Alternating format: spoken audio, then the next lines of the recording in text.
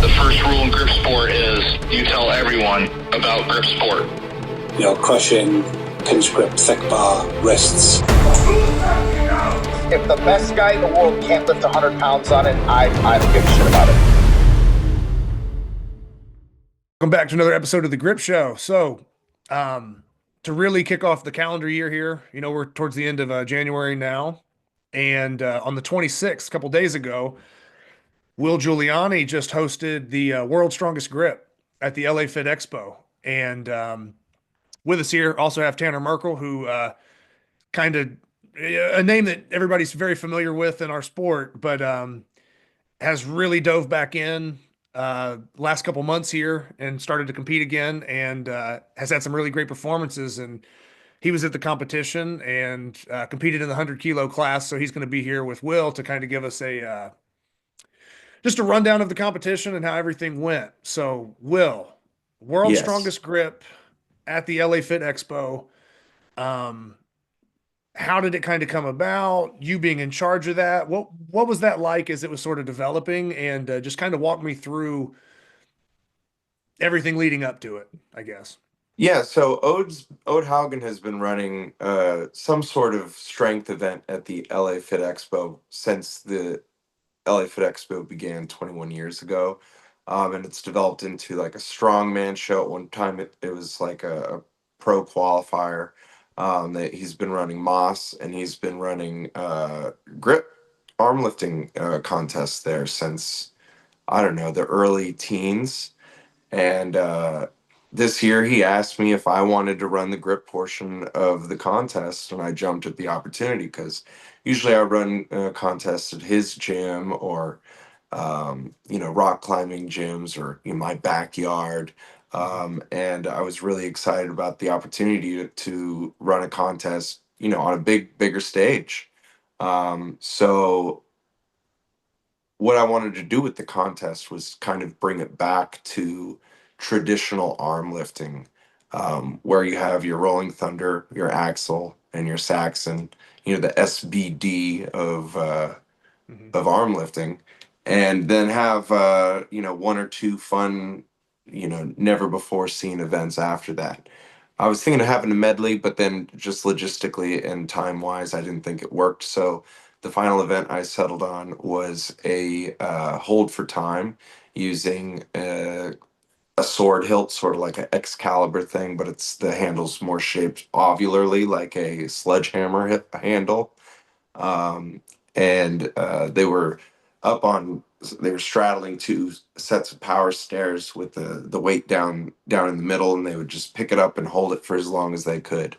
The women's weight was 91 pounds, and the men's weight was 160 pounds. So I had originally bought a pair of stones from like a landscaping place and had them drilled out with eye bolts.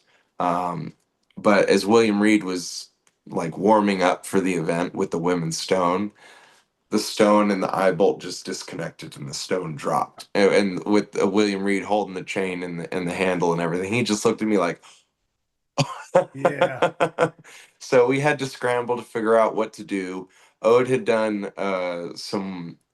another hold for time using the same apparatus, but he was using like, steel wrecking balls. But those were way too heavy for the contest. Like the men would have been holding like 330 pounds, and Ode was like, "Well, it'll be an interesting 5 seconds." Yeah, right. So we ended up just using weight on a loading pin, and it served its purpose, and the event went on.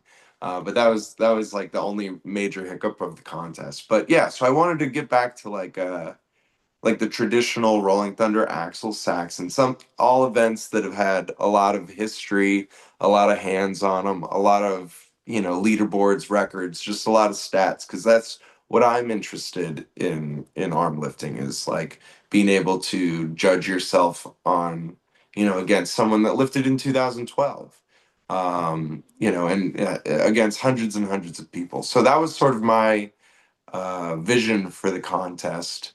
And I was planning this in June, and I had reached out to every grip person I know, and let them know about it. And we ended up having about 25 lifters, with about, I think we had 8 women competing. No, excuse me. I think we had 11 women competing, or 10 or 11 women competing, and then like 15 men across several weight classes. But this 100 kilo class that I put together for the men is, like, I think one of the strongest I've ever seen. For sure. Um, Yeah. and That's what I was most excited for myself, was so seeing the 100 kilo class. yeah, and we had big lifters like Alexei Tukalov, and then uh, Tanner Merkle being a late entry was just a really great boon for the contest. I was gonna say, Will, And what was your thought process when Tanner signed up? Were you guys talking about it, or did it just yeah, blindside you, I or how I was had that? I had been bugging him for Okay. 6 months about it, and finally, like 3 weeks before the contest, I was like, I just on my own time, I Googled like flights from Dallas to LA, and it was like Spirit Airlines for $120, and I was like, "Hey Tanner, if you come, I'll pay for your flight, and then you can crash in my hotel." And that worked. Yeah, it's like I'm Gotcha. there. I'm there. Yeah. Okay. I was gonna say, and Tanner, what was kind of your thought process? I know you recently had just done a competition down in Texas, and kind of, I guess maybe carrying some momentum from that, kind of right back into this. Were you even thinking about this, or the fact that you had recently competed? Did that kind of make it easier to jump right back into another one, or yeah, what was So, that like? a big issue with, like, I mean, these competitions is, you're traveling, you're getting your rental car, your hotel, and now you're Mhm. getting pretty expensive. So I haven't been just like traveling just a ton. And Adam was putting on a lot of competitions a little while back. And I say a little while, like a few years ago. Mhm. And then he moved a little further out, got busy with his family, his farm, and just we hadn't linked up as much. And then Dylan Abear, maybe you're familiar with him. He started lifting at Metroflex, and he was putting together a contest. And I thought, you know what, if it's convenient, I haven't really been trying this. In fact, so this competition was in December, and in November, I'd been just got off of a big climbing trip to Arkansas. So I'd been solely focused on cutting weight. I got down to like 210, something like that, maybe 215, and felt the strongest that I'd felt. As far as climbing, I'm far overweight. I mean, like, you should be 170 or so, or lighter. 170 is even kind of heavy. But I was feeling pretty good. There's a group of my friends that I hadn't seen in a while. They all moved kind of out of state, so we all convened, got a little cabin in Arkansas, had an incredible climbing trip. I hadn't been doing grip for, I mean, years, to be fair, and not training it actually. Like, all of the stuff in my garage is just, unfortunately, a lot of it is cobwebs. I mean, there's a couple things I'll try, but it's hadn't been doing much. Climbing's good though. So I saw Dylan was putting something on, and it was at Metroflex, which is a great gym. I don't know if you're familiar. Like, um, cool, like old school powerlifting, bodybuilding Yeah. style gym. Yeah, strongman. So had a little bit of a prep for that, like a couple weeks. Um, did that competition and felt okay about it. Not great. I think I pulled like 240 or so on the Saxon Bar. Um, Axle was as a rogue axle. I got like 440, 450, maybe like to the hips, and didn't quite make it work. So I felt okay. And then after that competition, I didn't do any more training. Um, Kind of kept climbing. Got a new membership at a new climbing gym that's opened up. Cool spot, and just been focusing on climbing training. And I remember that Will had hit me up about World's Strongest Gym. He said, "Hey, I'd love to have you come out." But I hear about competitions kind of all the time. And me and Will had spoken some. I sold him some equipment. We DM'd a little bit, but I think I kind of liked the comment or something. I was like, "Yeah, that sounds good." Like, I'd love to come, but I didn't have plans on it at the time. And so, leading up to the competition, we're now like maybe 3 or 4 weeks out, and had a conversation with Will and looking at who was going to be there and how stacked this class was with, at the time, Ivan, Eric, Andy, myself, Mhm. Elijah. Well, it's now even training, lifting 250 pounds on the Rolling Thunder. It's like okay, and some other guys as well. Like this is going to be stacked. This is going to be great. Um, so I gave myself about 3 weeks of prep. So I had maybe closer to just about a month, but you know, a good 4 or 5 strong sessions, and then I took 10 days off, and that just let me heal up from really what was compounding fatigue from rock climbing, and then like a couple just 1 rep maxes on my bars before leading up. I mean, I just trained the events, just seeing kind of if I'm still there. I didn't train the hold for time at all because if you have 3 weeks, I think it's counterproductive to train endurance. Yeah. Like we'll just see what my endurance is. It's probably not great, but I'm probably better off just being stronger. So that's kind of where I was at. In my prep, I all of a sudden I put 270 on the Saxon bar one day in training and just lifted it, and I was like, wow, am I stronger than I've ever been on this? So that was encouraging. And outside of my weight class, I knew Alexi was going to be there. And I'd met Alexi at the World Championships in Russia when I went there back in 2019, I believe. Just nicest guy, strong as piss. And I knew that he was Rolling Thunder World Champion. And he was also very strong on Saxon Bar. And, he's going to pull the axle and he's going to shrug whatever I pull, do his thing. So I'm like, you know what? If he's there too, he's going to be pushing me. And I want to see if I can kind of keep pace on at least a couple things, It might be a bad idea in a 4 attempt contest, but that was kind of my thought process leading up to this is a stacked contest, and I think it'll be fun. And I always thrive in the competition setting. Yeah, I mean, I was going to ask you. I know I want to get into the break down the events and stuff like we kind of talked about there with Will and get going through the spreadsheet. But from your perspective, I was going to ask, is that kind of one of the things that added to this competition was just the level of the people there? And is that something that kind of for future competitions, is that something that maybe is a bigger draw for you, something that you have to kind of get up for versus That is the factor. Okay. It's just the Yeah, level like, of competition. It is because I mean, if you show up for a competition and there's guys that you're pretty confident that your lifts and training, you've kind of seen, okay, I'm likely going to beat them. It's like I don't get excited about that, and I don't really get excited to still lift on a platform in a sanctioned competition. And these lifts will be in the registry or whatever. That's cool and validating. But in a sport that exists largely online, we have like many virtual contests, things like that. Yeah. It can become kind of weird to say who's the best, who's the strongest, and when you can get in the same room, same conditions, and we can get down to being as geeky as same temperature, same humidity, same dew point, right? I mean, it's like these things matter. I mean, in the rock climbing world, I mean, people get down to that level of minutia, right? So I want to be at a competition when you have the strongest guys there and say, I've seen your list on Instagram. You're very strong. I don't doubt that in the slightest. I am super excited to lift on the same implement against you because I want to know how far that margin is. Kind of where are we at? Like, what am I excited about? Like where can I get better? Where can you get better? And just meeting people face to face, it's like competition setting against other very strong lifters is exciting. Like leading up to this competition, I was telling my wife, I'm like, I'm nervous. I was like, I'm really nervous. She's like, you're going to do good. You always say that. I'm like, I really am though. And I mean, a lot of these guys are legends, and some of them are up and comers that I haven't met before, like Andy. Saw him pull a 440 axle. I'm like, a 440 axle, 200 kilos is amazing. That's super strong. It's like a 100-kilo guy that I've never met, and it's like you get to see this guy in person. And it's just like, okay, let's play on the same stuff, man. Like, let's go. It's really fun, and I love that about the sport is the face-to-face interaction. So that was a big draw for me, and really the draw.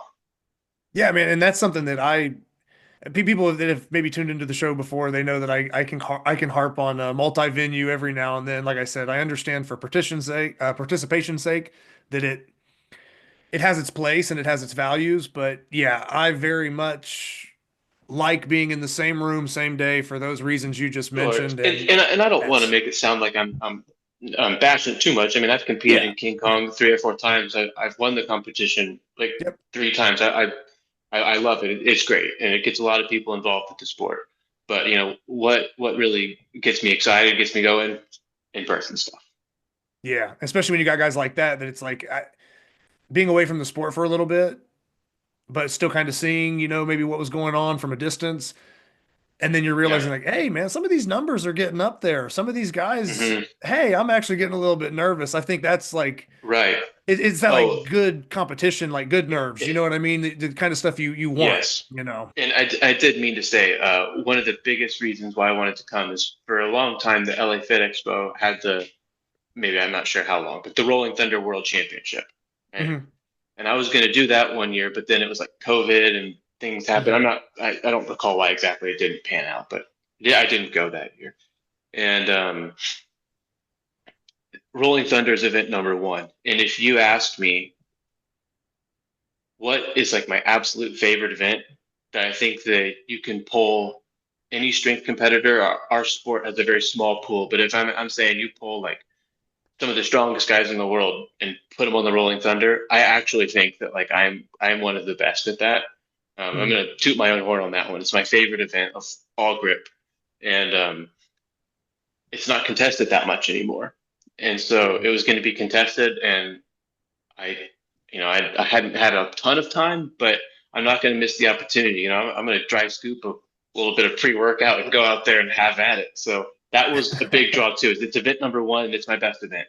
And so I was Okay. happy to PR on that and extend the 100 kilo class record. So that was another big thing for me.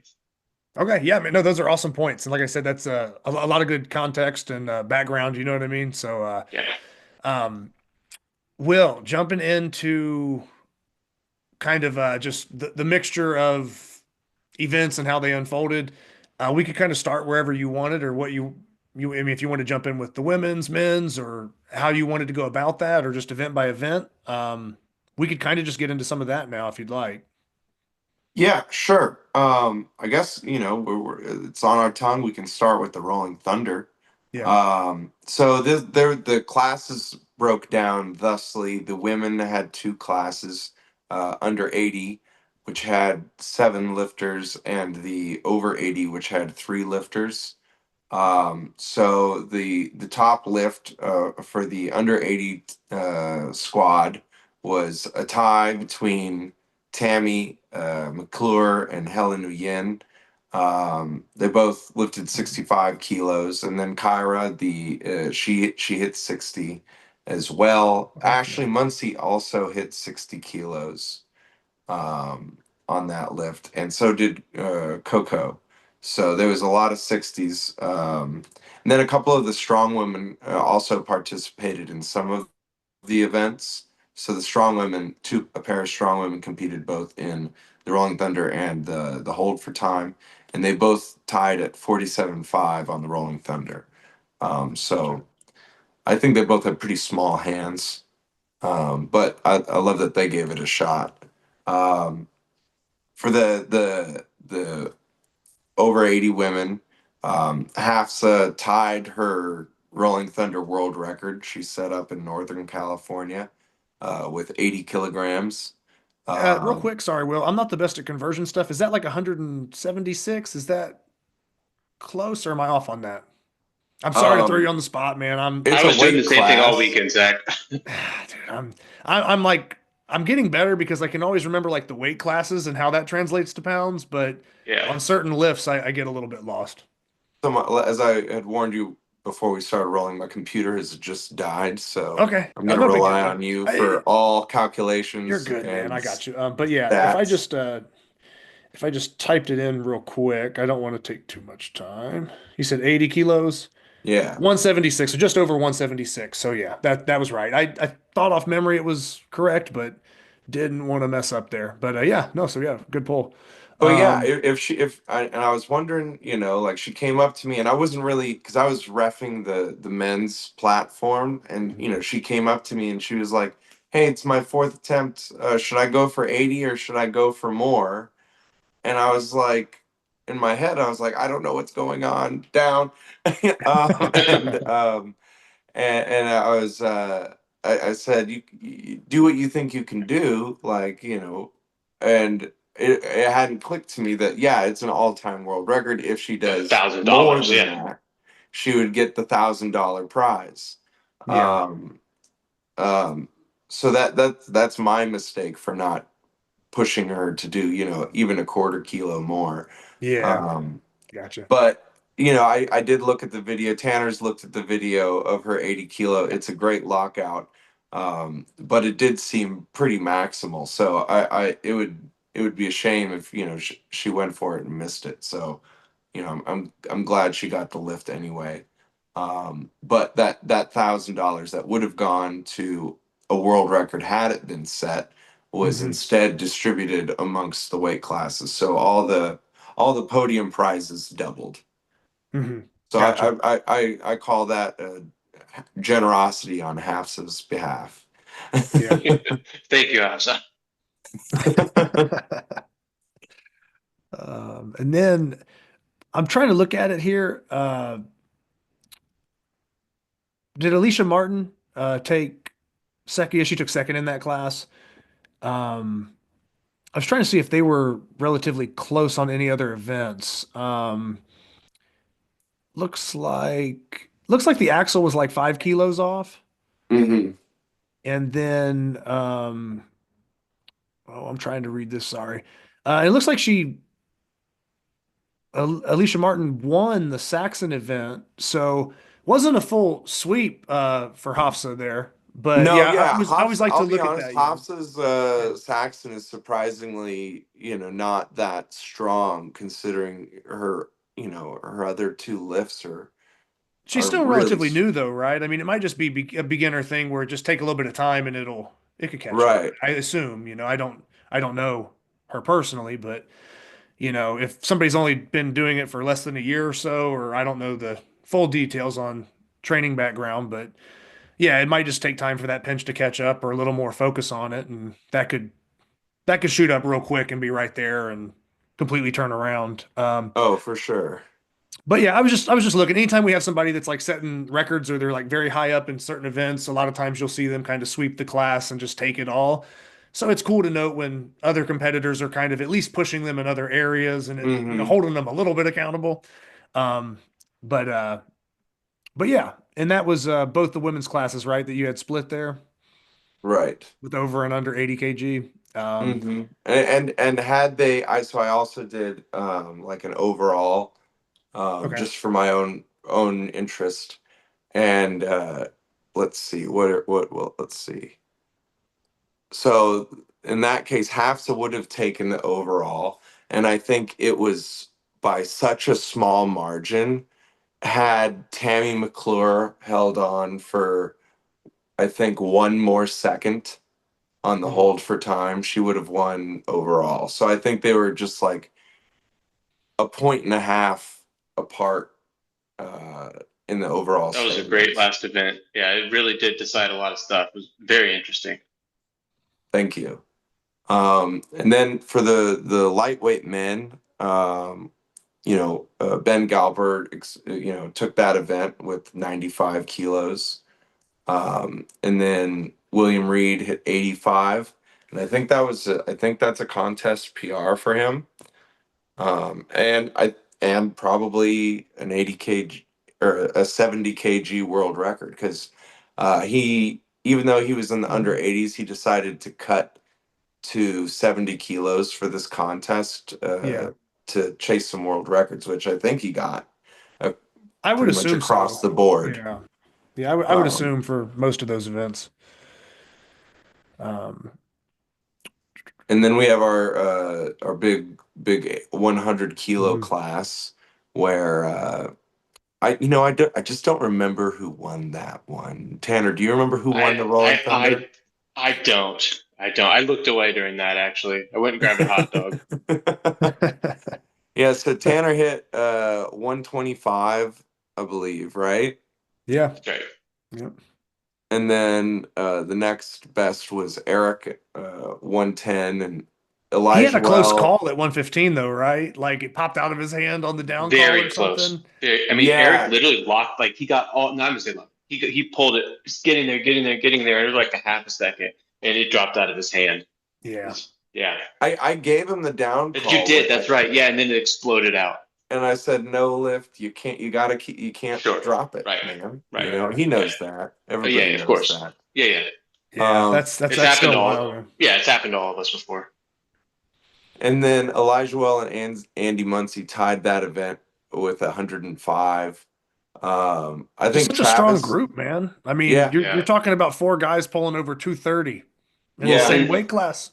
Elijah, well, I mean, so with this competition's on Sunday, and he was telling me that on Saturday he went by like the training hall booth and was playing around with the inch dumbbell for like half the afternoon. It's like, and then Yeah. Sunday, we come and lift on Rolling Thunder, and he's still just lights out. I mean, he very impressive. He's 19 years old. Yeah, So, man. and in There's been training, a he's lifted 250. I mean, he he's is. wearing he's wearing cargo pants and he's got his headphones hanging out of his shirt. Like he's Yeah, he's yeah. just doing this like super casually. He Like, had a lot of fun. Yeah, he had a lot of fun. I'm excited to see, where he goes with this. Hopefully, he sounded excited to oh stick yeah. with it. Well, and like I said, I don't want to go too far off of this competition, but man, there is something about some of these young prospects because Elijah Well, I mean, hearing some of the stuff he's doing, Yvonne is only 22 years old. I think Carter Colo, who just, won King Kong. Carter is like 22, 23 years old. I mean, there's some of these dudes that are, late teens, early 20s, and they're putting up some ridiculous numbers, man. So I think there's a lot of interesting prospects. So it's awesome to see him being so young and new to the sport, but in the same pack with all these top lifters who've done it for a long time and kind of hold his own and get yeah, that same thing with experience. And that's Helen. cool. Helen's only 22, I think. Like Okay. I think she just graduated college, so like Yeah. she's really hanging in there with they were tied going into the hold for time, Helen and Tammy. Mhm. So like good for her too. The young Yeah. crop grip gangs. Um, and then Mark and Travis, I think were both a little bit disappointed with their weekend. I think that they came in after feeling pretty bad. Like Mark was sick for a couple of weeks, and then Travis was just coming down with something. So I don't think either of them had their best days, but Mhm. not on their best days still beats me. So at least right now, I was really on the fence about competing, but in the last couple of weeks, primarily because I haven't been training at all, but mostly because I really wanted to focus on executing the contest well and making sure that all the lifters had a great experience and everything was Yeah. smooth and there was hiccups. If there were hiccups, I wanted to be in the mindset where I could handle those and not be in the competitor mindset where I'm more worried about like beating my competitors instead of empowering them to do great things for themselves. So that's why you don't see my name on this list. But Well, and to your credit now, um, this was a 2-day event. Your competition was on day two, but there correct. was the strongman on day one. But you had mentioned that day one, when Ode was doing the strongman stuff, there was like 20 volunteers in red shirts running around helping everything. Right. And you thought that maybe you would have a little bit of help. And on day Right. two, there was really none of that. So, Yeah. So had I you had been to also I had competing, to it's tough to manage all that stuff, so it exactly. probably I had smart to that you hire were a able to. couple of loaders out of the crowd. I had to, get thank you, Mike Gillert and Eric and Bill Weiss for, rotating, refereeing the women's platform. And then I didn't get her name, but I had this amazing woman that knows Google Sheets better than I do. And she was able to just like, I was like, okay, I need you to help me score. She was like, okay, I got it. Bye. And that's all. That was it. Like Okay. she was a pro. Um, and yeah, so I really appreciate everybody who helped out and loaded and judged and everything. So like I said, I would have loved to compete against this class, Mhm. and maybe I will next year if Ode has me back, and I can run another one of these. Speaking of Ode, he did do one event, and it was the Rolling Thunder, and he pulled 100 kilos. Um, he attempted 105, but it didn't fly. Well, So for the also, I mean, Ode told me that he on the first day on Saturday at the strongman event, they had the Saxon bar loaded with his wagon wheels, Mhm. and all the strongmen were kind of struggling, figuring it out. It's like a new deal, and Ode was the only one that could like rep it. Is that correct? Will? So Ode has this like idea that the Saxon bar is easy. So he put it as the final event of a deadlift ladder. So there was three other deadlifts. There's a trap bar deadlift. There was like an Olympic bar deadlift. There was, I don't know, some other kind of deadlift, I think. And then the fourth one was a Saxon bar. And every single class, men and women, were just terrified of it. They were just like, it's so heavy. Like, there's no way. Like, It's for what, most 100 of kilos, for like 220? I think it was for 240, 242, maybe for 110 most for the of men. the weight classes like Okay. that were contesting the strongman, it would have been a top five all time lift. Okay. And so for the heavyweights, I think it was 120 kilos or something like that. No, no, no. I think it was No. 24. I think it was 242, like 110 kilos. Because Is I it Okay, saw a really? video of 110. Ode pick it up, and I think it was 240-ish. I I could thought be Ode wrong. told me it was 100. Granted, that was when we were sitting at the bar drinking whiskey, so I might not remember. Well, and that might have been different for, I don't know, different weights for different classes, but I He think can the fill us in. I heaviest. don't know. Well, yeah, But we'll I figure it think in out. the entire strongman contest, zero heavyweights picked it up. And I think it only left the ground like four or five times across the whole The five contest. times that Ode lifted it. Yeah. Yeah, right. So it was kind of fun to see the contrast and be like, they're very strong, but the Saxon bar is like a special strength that, Yeah, we it's know the like tendon secrets of. strength. Yeah. Yeah. So the Rolling Thunder went well. Tanner got, 125, but so did Alexi. So they tied on that event. Vache Sevagian, he's a rookie grip competitor. I think he's like a friend of Carl's. He's also a former thrower. He's a Mhm. enormous man. He's a nose And guard too. He used to play professional football. oh yeah. Yeah, he told me that. Um, and he pulled, I think, what does this say? 97.5. Yeah, so just under 100. Yeah. Every single one of his top lifts, his fourth lift for everything looked like a warm up. So it's a matter of kind of adjusting his four attempts and Right. figuring out where he's Like It at. was his as first contest. He just didn't know. Yeah. Yeah. as a rookie, your first contest or your first time on any implement you've never competed with before, having a four attempt format is very difficult because Yeah. you're like, I'm figuring out how much I can lift in real time, but I have to space it out. Had this been unlimited attempts rising bar, who knows what he would have done? Surely over Yeah. 100, maybe in the 110s. Like he was looking really strong across the board. And then we also had Adam Turner, who competed in strongman and Moss and as well. And he jumped in the contest and pulled a respectable 80 kilograms.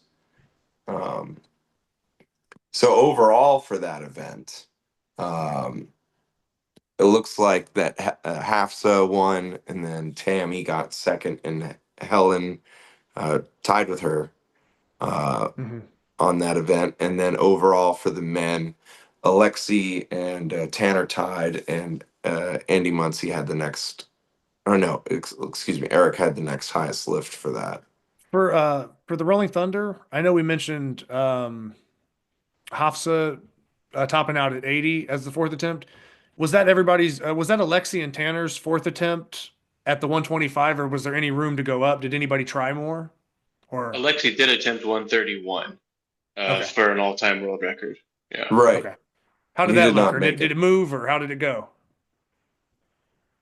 That's an extremely difficult lift. I mean, I think he might have he budged it a little bit, but it wasn't moving up to like lockout. I Yeah, don't think. Yeah. gotcha. I was And just curious. he had told me that he was interested in breaking the world record, and like setting up kind of like I was talking to Randall, and he was like, I want you to set up a contest, or just a Rolling Thunder contest, and invite all the biggest names. And I was like, Randall, I'm planning the world's strongest grip contest. It's in January. He's like, okay, well then do this in November. And I'm like, you're asking me to ask all of the biggest names to two contests like back to back. Like I can't do that. That's not Yeah, feasible. I got you. But I knew that Alexi was interested in the breaking the world record, but he told me, he was like, I probably won't try it this contest because I want to, focus on the contest overall and not just this record. Hmm. So that's fair points. Had he focused on the Rolling Thunder, then maybe Tanner would have beat him overall. So he maybe did the right thing. So we can now, I guess we can move on to the Axle unless anybody had any other Rolling Thunder. I know it's your favorite lift. Did you have anything to add about your attempts, Tanner? On the Axle or the Rolling Thunder? The Rolling Thunder. Oh, no. I mean, I had pretty well like prepared what I was going to do. I will say, so at the Arnold's in 2019, which was the last kind of big stage expo style competition that I did, me, Eric, and Carl, if I remember, all attempted 253, and none of us got it. We were all very close. So in my mind, I remembered like me and Eric are very, very similar on Rolling Thunder. So as we're warming up, we had some warm up Rolling Thunders, and we all felt like the contest Rolling Thunder. And I looked at Eric and I said, "We're lifting 250 today." And he's like, "Really?" And I said, "I'm not just saying that to try to like hype us up." I was like, "We are, you know." Mhm. And then he's like, "Okay." And I was like, "Well, what do you think you're going to open at?" And he's like, "Probably 100 kilos, something like that, and 220." Okay.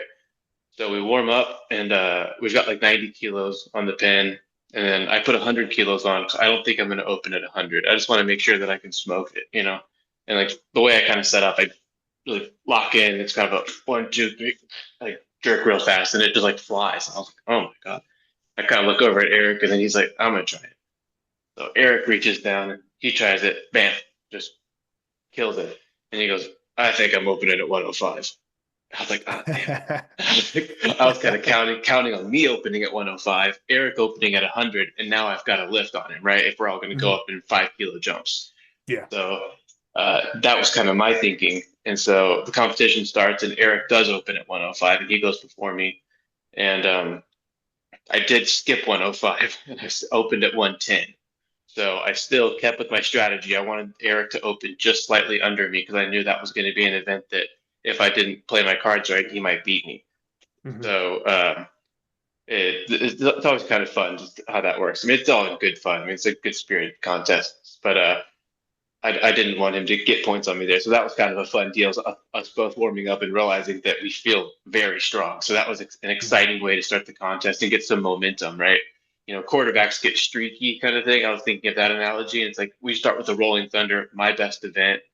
I PR. It's like, oh wow, here we go. Like I'm feeling psyched. So it was a Yeah. good way to get started. And then Will, from there, man, jumping into Axel. Um, like I said, I guess we could go kind of the same order if you just want to kind of Yeah, start from sure. the So top down. yeah, the lightweight women, it looks like both Helen and Tammy, Tammy right? tied Yep. again. Um, you'll see that that's a bit of a trend. Um, Yeah, really, man, really close across the board there.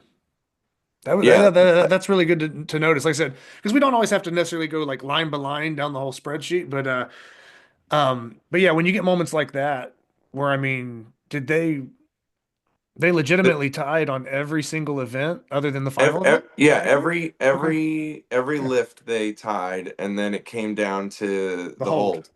Yeah, Wow, and that's then wild. Ashley Muncie and Kyra Condi both tied at 110.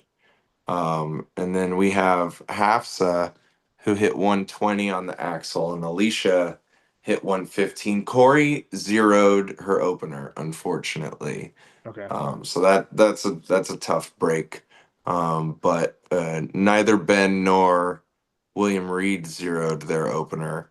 Ben pulled 175 and William Reed pulled 145. I knew he was really, really hoping for 150.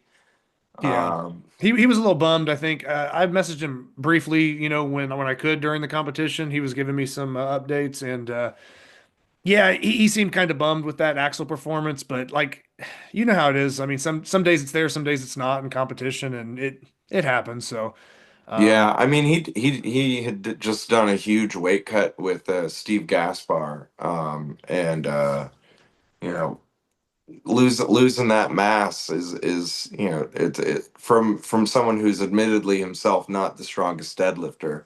Losing that mass on a deadlift can have an effect. yeah, Um, and then for the 100 kilo men, I think Tanner won this again with a 200 kilo deadlift on the axle. Eric right behind him at 195.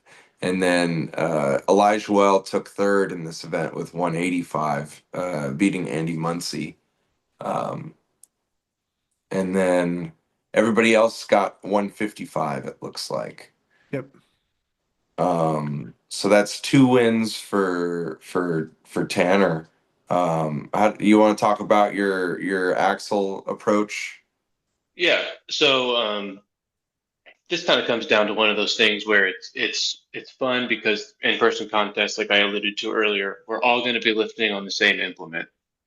And Andy pulled 440 at home. I saw that Instagram video uh, very easily. I mean, and 200 kilos, nothing to scoff at. That's kind of the spot where, like, that's where it seems to start getting pretty tough. Like breaking into the above 200s is pretty tough to do. And so I was worried. I'm like, I don't think I can pull a ton more than 200. So my bar at home it looks like rebar covered in chalk. It's extremely grippy. And the bars that Will had, I mean, you got to play with what you have. They're just not as textured as mine. So I was planning on opening at maybe 195. I was actually considering opening at 200 because in training I never missed 200. And to go to sorry to flip flop between kilos and pounds. I know this is frustrating for maybe people listening, but so 200 is 440, and then in 450 in training I could like hit it, but occasionally I might fall out of my hands. I'm an admittedly bad deadlifter, and I've only been climbing, so I haven't been lifting actually at all. Mhm. So I mean, in the past I've deadlifted and worked my way into like the low fives, but that's a while ago. I'm not sure how strong I am now, but I can tell you on an Olympic bar, 440, 450, it's not going to be super fast by any means. So I wasn't really sure what to do. And Eric said, I don't think I'm going to be opening at like 195 or 200. So it's going to be tough. So he, in this way, did actually kind of talk me down a little bit. And I was glad that I didn't open higher because I don't recall exactly what I opened at. I believe it was 190. I went 190, 195, 200, and I missed 205. And I'm glad that I did it that way, because if I would have started higher, I would have been very intimidated by how heavy the weight felt straight out of the gate. Mhm.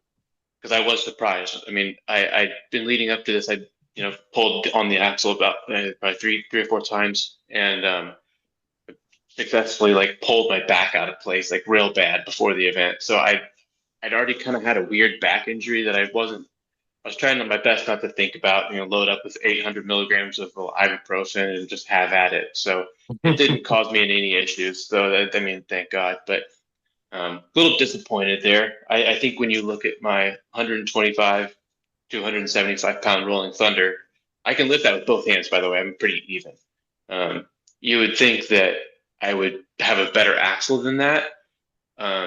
But the nature of competition is you're supposed to use, spin lock collars are kind of a standard. That's the right way to do it. And I'm not sure what y'all's opinions are on steel plates versus bumper plates, but we had bumper plates with spin lock collars. So that's a big mass that's now locked onto one unit that just rolls out of your hand.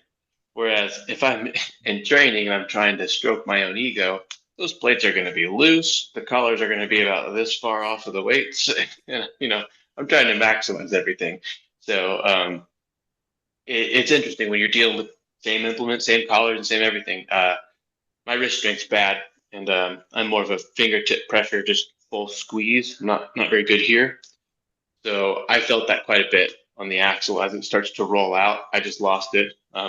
Not the best event for me, but I was happy to take the win there. Yeah, my people say that my bar is on the harder side. Yeah, I would say it's a little harder than the average bar. But I mean, do you keep it inside or outside? So when I lived in Santa Monica, well, so I got it off Facebook Marketplace, and it was, someone's nephews that moved out, and like I bought like 500 pounds of plates, two normal barbells, an Ivanko Easy Curl bar, all for $250. And as I was loading and unloading through their side yard, through under like a nest of crabgrass, I see the little Ironmind Axle sticker glistening in the sun. And I uncover it and Hilarious. I pull out this axle bar and I said, "How much for this?" She said, "Just take it." So Wow. You're kidding. That's I got wild. 500 pounds of steel plates, two like regular deadlift, like squat or normal barbells, an Ivanko IBZ 30, and a Ironmind Axle, perfect Wow. condition for $250. So that's like $1,000 value at least. Yeah. Your Easy. axle, it's interesting because it's brown, like it's been fully like oxidized. Like Hmm. but it doesn't have the way that rust takes on that like texture. Like, if you like rub chalk into rust and kind of grind it a little bit, it starts to Yeah, feel it like almost has like a concrete. pitting, or it almost kind of has There, that there there is sandpaperish. That's there is a little bit of that in some Okay. places. So I hold it very narrow grip conventional. Like my feet are just a couple of inches apart. Primarily, I do that because it's like there's a couple of rough spots on either side where like I feel like it's a little bit better. But like in the sumo position or like a wider conventional spot, it is there it is a smoother bar. Um, so the heavyweights we had Alexi pull 210 on the axle. And Uh, did he have more in him? He just didn't pursue any higher, yeah, he kind did. of. He did one of these things. Yeah, right. he looks at the Like, crowd, he's holding it lockout, doing his shrug thing, puts it down, yeah, and then it's just yeah, like, we can move on with this contest. Yeah. yeah. I was like, Like "Do you it's want percentage more?" based scoring. Do you want more? He's like, "No more." So Vache Savagian is, I think, how you pronounce his name. Yeah, hit Um, 200. yeah, he So hit 200 easily. Like I was like, you have so much more in you. But it was his fourth attempt, and that's why Alexi felt like he got enough points. At one point, I don't mean to stop you. What was Vachi's weight? Do you know? Like how much he weighed in for the contest? He's over uh 300 pounds. He's a looks yeah, like huge, he huge weighed man. 305. 305. Yeah. Okay, if anyone hasn't seen him before, he's a massive man. Like very, very impressive, very strong. He Just was not. He was 2 pounds under the heaviest man in the contest, which was the strongman Adam Turner. But yeah, yeah, Avache is not like a fluffy 305 either. Like no, he's built like a mountain warrior or something like I that. was gonna yeah, say, man, he's most throwers are, you know what I mean? Or yeah, you get those he's higher, huge. well, hell, or you're talking about, being a lineman as well. I mean, yeah, his background of maybe being a lineman and a thrower, it's like, yeah, you expect those guys to be pretty solid. You don't see too many of them that aren't, I don't know, filled out pretty good. Yeah, I Um, reached out to Carl about him because I saw that they were mutuals and that Vache didn't really like follow any other grip people. So I was like, "Hey, do you know this guy Vache?" He's like, "Yeah, he's another thrower." I was like, "This is his first grip contest. Like, how's he gonna do?" He was like, "You should take him seriously." that's funny. That's good. Yeah. Um, so moving on to the Saxon Bar, Yep. again with the women, another tie with Helen and Tammy. I don't know if they had a pact or what, or if they're actually that close. The nature of 4 attempts. You got to keep pace. Yeah, Yeah, and when you have like set attempts, how Yeah, increments that you're going by, I mean that's going to happen a little more often. Yeah. or I, else you I really gamble. Yeah, there was one Hmm. thing I think Tammy or Helen was gonna try 72.5, and I'm not sure if it was. Yeah, it was for the the Saxon. I think she was gonna try 72.5 for her fourth attempt, I believe, but ended up going for 75 anyway.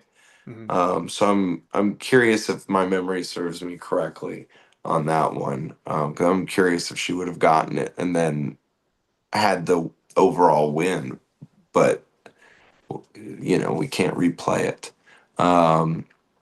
Then Ashley hit 65 kilos and Kyra hit 57.5. So from a climbing perspective, like, is that surprising that like her Kyra's Saxon was like lower than her thick bar lifts? So I don't think so. I don't mean to get just too pedantic here in terms of hand size and positioning. For those that aren't aware, Kyra Condi is an Olympian. She was competed in the Olympics last year in rock climbing. I've met her couple times, and through a few friends, been familiar with her since maybe 2016 or 17. And in climbing, your strongest position is the half crimp right here, right? So if you're going to grab a ledge, you're generally right here, maybe on top of it. Okay. So if we look at a rolling thunder, if I grab something like the width of a rolling thunder, like my wrist, and I take my thumb away, I'm still in the same position that rock climbers have been in the whole time, right? We're very good at that.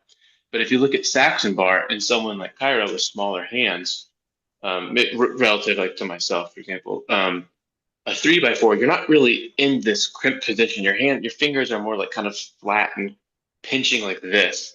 And climbers don't actually really pinch like that. There's not any holds really in climbing. They're so big that you're putting your whole hand and pinching like that. You're really kind of more delicate out on your fingertips. So climbers are very strong on more like kind of finicky, small stuff like this, maybe like a hub. Or when it comes to fingertip pressure in the opening position, like on Rolling Thunder, things like that, that's exactly when you're out on your fingertips. Pinching at a wide grip like that, I could see her having a little bit of trouble with it. Also, I don't know how often she trained it. I know she has a Saxon, but I'm not sure. Do you know when did she get the Saxon bar? So I reached out to Nemesis Grips and we got her like a stubby. I think did I send her a 2x5 or a 3x4? I think I sent her a 3x4. And it's a stubby one, and it's from Nemesis, and I think she's had it for. So she's familiar with the width. I mean, she's played. She with had it for a couple of months, but she's been like gone on a bunch of climbing trips. So I don't know that she's a professional athlete. I mean, if she's not doing conferences and speaking, she's doing photo shoots. I mean, this is what she does for a living. It's very cool. I mean, it's cool that we had someone like that out competing. Yeah, so I don't know how much time on the bar she got, but I think it might have been a PR. I'm not sure because I remember her sending me a video of like 105 pounds and saying like that was her best lift. So 57.5 is like a big improvement from that anyway. Yeah.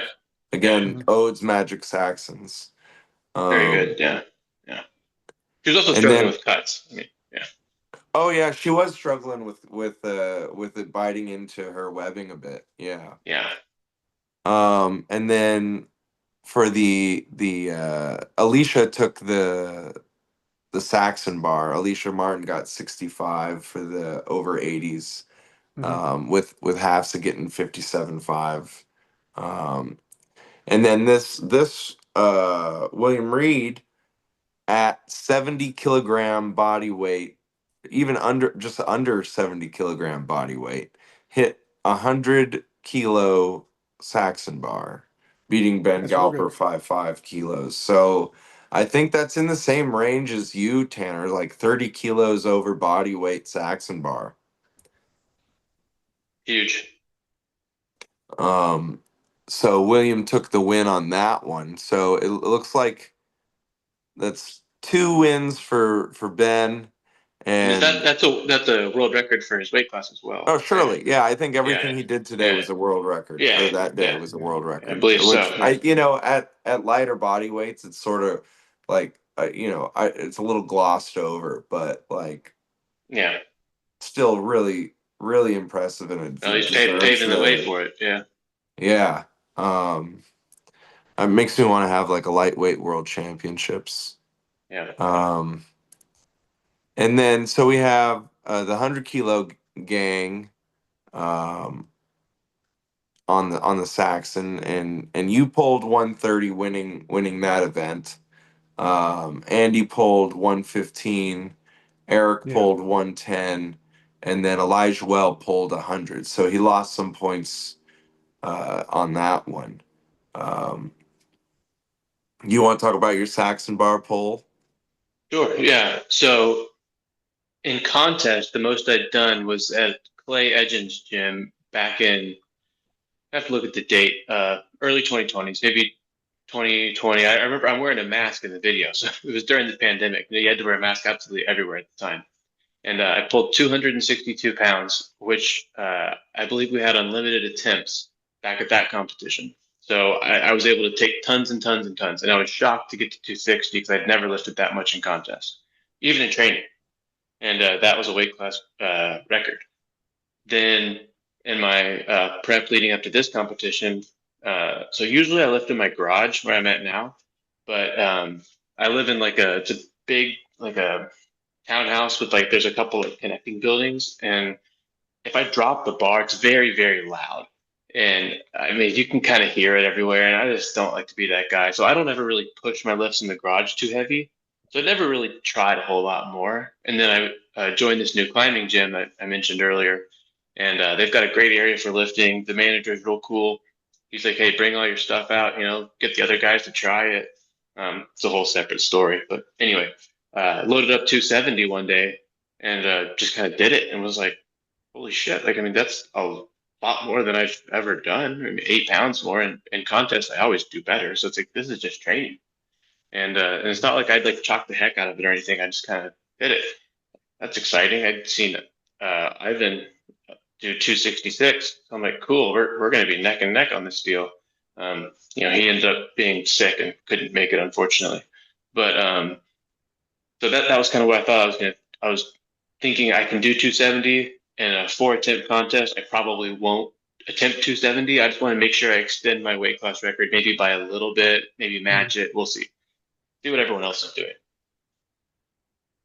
So start warming up, and I'm like, this Saxon bar feels like Velcro. I'm like, I've seen videos of Martins and Carl, Alexi, lots of big name guys lifting on Ode's bare steel Saxon bar. My Saxon bar is black powder coat. I'd never lifted on an Arm Assassins one. I heard the angle might be a little sharper, not sure. So, I know Saxon bars vary. I see guys lifts and I, take it with a grain of salt. I'm like, one day we'll compete in person on the same implement and we'll see what's going on. So warming up on this, on Ode's bar, I'm like, I am going to destroy this today. I had it in my mind. I was like, I am going to PR. It's like, we'll see. So got going on it and I worked up to 125 on my 3rd attempt. And the way I do Saxon bar is different than a lot of people. Not a secret. I've told people this, and you can watch it in the video. I've got it posted on Instagram. When I load up, I go kind of not all the way sumo. I go to kind of wide stance. I put my hands in front of my thighs. And then as I load up, I do kind of a real quick, and as I go down, I punch into the bar and I actually release my grip really quick. So I go release, bam, and I squeeze it. And I almost get like a stretch reflex kind of thing. And I hit it as hard as I can. And I hit 125, so that's 275 pounds. Arms bent, that's how I always do it. If you're stronger, arms bent. You look at the best guys, they always lift like that. So I hit, bam, and I locked it out. And I was like, this is easy. I was psyched. I was really happy. I got kind of yelling, put it down. I walked back and talked to Eric and Andy. And do you think that's top end? You think that's about what you got? I said, no. I said, and I thought we're doing 5 kilo jumps. I can maybe go. I thought about asking if I could do a 2.5 kilo jump. And I thought, you know what? We got the Arnolds coming up. I know a lot of these guys are going. They're all very strong. I can't go. I can't get off work. But I wanted to make sure that there was a statement for the 100 kilo class about making this. This has already extended the record at this point. I'd done 262 prior. I just did 275, and with authority, in my opinion. I felt it was pretty easy for me, actually. So no, 275 looked awesome. I mean, I say easy, but I felt dominant with it. You know how it feels on Saxon bar when you're locked. It wasn't slipping yet.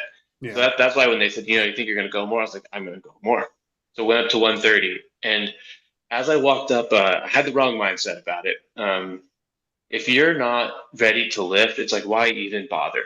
Reset, do your thing, kind of get in your spot. And I'm a competitor. I've been competing in rock climbing since 2004. I thrive in these settings. And so I had a brief lapse in psych, and I kind of walked up and I put my legs wider than I did on the previous attempt. I lock my hands in different than I normally do. I've got kind of a way that I do it, and I still, I'm obviously gonna try as hard as I can. Punched into it, lifted, and it's to my knees. Lifted it, it's to my thighs, and I'm like, I'm doing the thing. It was like 130 kilos. That's a ton. You know, Mhm. get up to the lockout, get the down command from Will, and I go back to the judge. Report my lifts, and that ended up being the top lift for the day. I think Alexi attempted that as well. Um, I think I that's what I heard, that maybe he had failed it that way. Yeah, he yeah got it. He got Yeah. it like past the shins twice, and then called it. Okay. yeah yeah. So I was happy with that. I know that was absolute redlining. That was a max attempt for me. I didn't have a quarter of a kilo more in me. I think it shows in the video as well. That's absolute limit. So that was it's very tough for me. Yeah, and shortly after that, Martine's booth was right next door. So, and I had seen him, taking some lifts when the men were still finishing up the last lifts of the axle because the women's platform had already been switched over. And I saw that there was like a couple of reds on maybe a red on each side of the Saxon. He was chalking up and taking some warm up lifts because everybody knows the last year he broke Carl's record of 147.5 with a really seemingly easy lift at 140, which then Carl broke at the Super Series later on with 142.5. So I walked over there and I told him, I was like, hey Martins, in case you want to go after 145, we got 130 on the bar if you'd like to warm up. And he says, well, I might need to warm up. And I was like, 130 is your warm up. Go get out there. So, he went out there and took a pull on it. And I didn't see it, but I don't think it left the ground because I didn't hear any of you know, the Saxon clang that Yeah. we all know. So yeah, so but I know he hasn't really been training grip, let alone lifting lately. He's kind of thrown himself head in on Brazilian jiu-jitsu. I think he just had a tournament last weekend where he I guess he won the beginner open. So that's great that he's trying other things and being successful at it. I Um, saw some footage of him grappling and doing some stuff. So yeah, that's probably what it was from. mhm. And then, yeah, like Tanner said, Alexi pulled 125 on the Saxon. And then Vache, again, had more in him, pulled 100 kilos. And then the next best lift was from Sweden, Marcus Ekholm, with Hmm. 85 kilos on that lift. So now we have all the lifts are done. And then we're going to move into the hold for time, um, which. Which we can get into right now. So remember, Helen and Tammy are tied on points going into this hold for time. Yeah. So and I believe that Ashley Muncie is currently in third. So going into this hold for time, it really came down. The way we did it was the person in last place would go first, and then the person in Yeah. first place would go last. And because Tammy was lighter than Helen, Tammy got to go last. Okay. Yeah. Um, so let's see, the shortest time for the women's hold was by one of the strong women. She held it for 5.7 seconds. And then the other strong woman Rachel Foss, she held it for 16 seconds. And then Coco from Canada, she almost got 50 with 49. And then we're getting into the big numbers. Everyone else held on for longer than a minute, Let's see, yeah, which over a is minute. Yep. yeah, which was astonishing. Like it was just a long time. So Ashley Muncie got 62 seconds. Helen Nguyen got 68 seconds. Kyra held on for 74 seconds. And then Tammy took the win in that event with almost 89 seconds. Yeah. So she gave herself a really big point lead there, and secured herself the win. Because there was a 23-point difference in that event between her and Helen.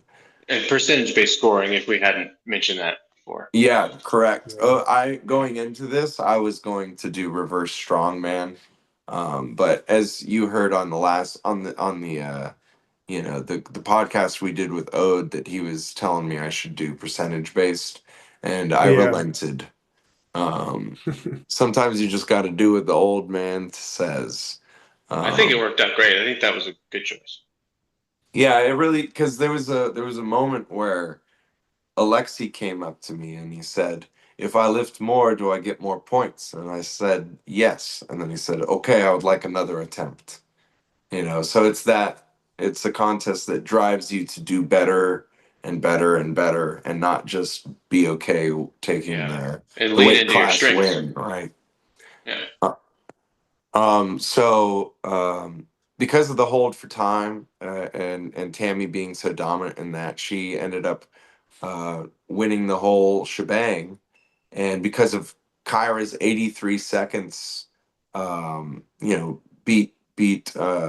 excuse me, 74. Kyra's You're good. 74 Yeah, seconds you're good. beating Ashley Muncie by 12 seconds. Those points add up. And that kicked Ashley off the podium and slipped Kyra into third, with Helen in second place. So, the podium shifted just off of one event there. And then for the heavyweights, or excuse me, the over 80 women, um, half held on for the longest of any woman with 101 seconds, I believe. Is that right? Are you seeing that too? No. 89. So just a second over Tammy. Yeah, 89 seconds. Yep. Sorry. Making sure I was in the right column there. No, But you're good. yeah. And Alicia held on for 72, another, really long hold. So next year I might make the women's stone heavier. If I repeat that event, it would be cool to have another, unique event like that no one's ever done or seen. And for so going into the lightweight, Ben has beaten William Reed fairly handily in And the two two thick out of bar the events. in Yeah. two out of the three events. And then Will got him William a little beat bit on him. Saxon. Yeah, but just a little bit, 5 Yeah. kilo difference there. Um, a 10 kilo difference for Ben on the Rolling Thunder, and Hmm. then like a 20 kilo difference, or more. No, a 30 kilo difference on the axle. So Ben was feeling, really confident going in, because he had a big point advantage over William Reed going into this final event. William Reed went first, and man, when I tell you this guy hold on for dear life, like he did, he held on for 45 seconds. Will's a strong V-bar lifter. I mean, if anybody's Yeah. watched Will's training videos or seen him in competition, I mean, anything that's in that vertical position, whether it's like a David Horn fence post or Stockton Hmm. slapper, Right. any shaped object, little bighorn, for Will's body weight and weight class and stuff, I mean, he pulls really good numbers on the maximal end, and he's usually a guy that's very like physically fit and has good endurance too. I mean, he's not just kind of like a one rep guy and then he's burnt out. I mean, It doesn't surprise me to see that result from Will, is basically what I'm getting at. He's solid there. I think if you were at 80, I think you would have gotten, a longer score. Because, like, if we'll notice this when we look in the 100 kilo class, like the bigger bodied individuals held for longer than the tall, lanky 100 kilos. Hmm. And I'm wondering if, like, physiologically there's something to speak to that. So Ben went next, needing to beat, you know, 45 seconds if you wanted the event win, but really only needing, a certain amount of time. So he went up there, and now I forgot to mention you get 2 attempts in this Hmm. event. If you do your second attempt, that's the time we use. It's not you get to do two and we choose your best. No, the second attempt, so it's a risk, it's a gamble. You lose your Yeah. first attempt and you got to take the second attempt. So he went up there on his first attempt and did like 36 something. And he was worried. He was like, I might do it again. And I was like, he was like, where does that put me? Where does that put me? I was like, I don't know. I don't know. We'll have to do the scores. He was like, I guess he was trying to do some math in his head, and he decided Yeah. that, he needed to try again. So he used his other hand and he did 33 seconds. So he lost 3 seconds. So the gamble didn't pay off. But, he was confident. He's like, I'm still so far ahead with all Yeah. the other lifts that, it really shouldn't matter. Um, but, if the time is 100 seconds, then that's 100 points, 1 point per second. But William Reed held on for 45 seconds. So 45 seconds is worth 100 points. That's more than 2 points a second. So Yeah. at those low times, every second is a lot of points. Yeah. So the difference in points between William Reed and Ben Galper are 5 points. However, had Ben kept his first attempt, he would have won the whole competition outright. But because he second Yeah. guessed it and he went for the other attempt and lost like 4 seconds on it, he lost the overall win. And that's interesting. No, yeah, And it definitely is. Yeah. he was he He even had the wasn't power happy shorts about on. that. He had Tammy's power shorts. That I mean, that should have been his power Oh up. yeah, yeah. I forgot about that. So Ben wears like Baggy sweats or something. Yeah. I heard a little bit from if Tammy. I had Tammy told me Ben's a little if bit I about had it. Ben's body, I would wear almost nothing at all the time. Um, but for some reason he decides to wear like these big Aladdin sized, MC Hammer baggy pants and like, Right. some cut off lumberjack shirt. So I was like, you know what, Ben, like part of the rules of this event was like no part of it could touch your leg, but Yeah. his pants were so, puffy and billowy that like I was like, look, Ben, did you bring shorts?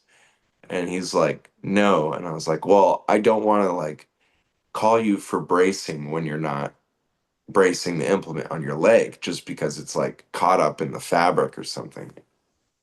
And Tammy overheard this conversation, and they're not really the same build, but she was said, "You can borrow my shorts if you want." And she pulled out these like tiny little itty spandex like Yeah. rainbowy like shorty short shorts. And I was like, "Yeah, you could wear those if you want." And he was like, "Fuck, okay, I'll do it." So he just put on those shorts and took his shirt off, and he and went and held that in Tammy's shorts. And there's a video of that you can see online if you're so inclined. Um, but yeah, so it was interesting how that hold for time really mixed things up in you know two classes so far. Well, yeah, and then I was going to say, moving up to the men's middleweight there, the men's 100 kilo, uh, Andy sort of kind of comes back from a deficit and gets Eric by pulling the event win there. Oh, absolutely. Yeah. He had a ton of points there. He held on 58 for. seconds. Yeah. Go ahead. Oh, I was it 58? I don't know. You have it in front of you. So. Yeah, Oh he yeah, had 59. Yeah, 59 Yeah. seconds. Yep. Yeah, I mean, all the men held on to the same rock. All the women held on to the same rock. So like you can directly compare all the men together. And he took the overall event win, beating Alexei by a couple of seconds. Okay. Yeah. Um, but keeping in the 100 kilo class, the next longest hold was Tanner with 50.9. And then Elijah Well got third in the no, third in that event, holding 45. So there's a big grouping in the 40s. Hmm. Elijah Well, Mark Hills, Eric, and then Travis, Yeah. all having 40 seconds in there, 40 some seconds. Um, and I think again, just a couple of seconds. If Travis held on for just a couple of seconds, he would have maintained his undefeated streak against Mark Hills. But Mark Hills finally got the win over Travis in a contest, so that was cool. Is that Um, something they've kind of been messing, like, is that like some like, because I know some of you guys are out there in California trained together or doing yeah, competitions yeah. together. Is that like So an ongoing kind of like back and forth battle like between those I, two that they've been pushing? absolutely. So like when I was doing grip and I went to my first LA Fit Expo, I had already done, like the Olympia and a bunch of contests at Odes, and I'd gotten an Arnold invite, and like thinking I'm like the top 90 kg guy because Tanner kind of went quiet and or bulked up or something. So I'm looking at all the leaderboards and of the active 90 kilos on Arm Lifting USA. And I'm like, I'm number one on this ranking sheet. I am the best in the world. But granted, back then, it was a much smaller sport. So I show up to the LA Fit Expo or whatever show it was. I think it was LA Fit Expo, thinking I'm just gonna just have the time of my life winning at this big expo contest. And here comes this 6'5", 6'6", like Nordic giant with hands, giant hands, long fingers, big thumbs, the whole nine. Oh, and he comes in and he weighs in, and I was like, oh, what did he weigh in at? He was like 90 kilos. I was like, fuck.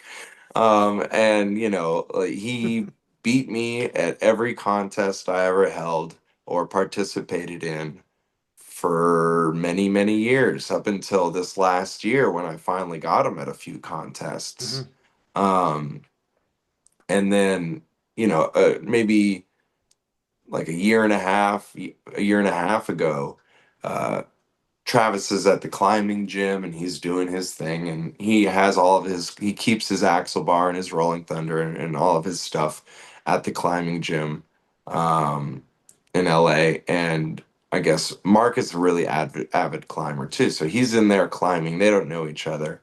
And he sees Travis pulling the rolling thunder. He's like, hey, what is that? And Travis being the good grip guy, the first rule of grip sport is tell everybody about grip sport. Oh, I know. I was just making sure you knew, man. I know what it is. But Yeah, I passed the yeah. test. So yeah, he was like, "Yeah, Mark, get in here. I'm Travis. Nice to meet you. Like, this is the Rolling Thunder. I do, grip sport." And Mark, pulled like 80 kilos, probably his first time Hmm. touching the thing. So he was like, "Where can I compete?" And he was like, "Oh, I've got a competition coming up." And he came out to one of my contests, and you know, uh, lost to Travis, and has lost to Travis ever since. And today, on Sunday, finally edged him out, which it was a big point that Mark came up and told Travis, "Is like, I finally beat you," Yeah. So it's fun. And now we have Elijah Well down here, and he's into the sport, and like he's the new guy to beat. Um, Yeah. and I don't know even how much this guy trains grip. Like he's just I see him posting a lot of like backflip videos. So maybe we all need to start backflipping to bring up our grip Well, I've game. seen a few clips, but I mean, I know there's like I've been seeing like some deadlifting. I've been seeing some curling. I know there was like something about arm wrestling. I don't Yeah, know. he Climbing. does get There's into a the lot arm of wrestling different a lot. things that have the carryover, like the arm wrestling and the climbing. We see a lot of that kind of stuff. So Hmm. yeah, I mean, I'm sure he's probably if he's not specifically training grip, he is working a lot of aspects that carry over pretty well to grip, I would Yeah, say. for sure. Um, and then going from there, hold to time or hold for time, you pretty much said that, what Andy had outdone Alexi, and Alexi had the best time at The heavyweight. heavyweights, right? And then Vache was at 51 seconds, which is a very good hold.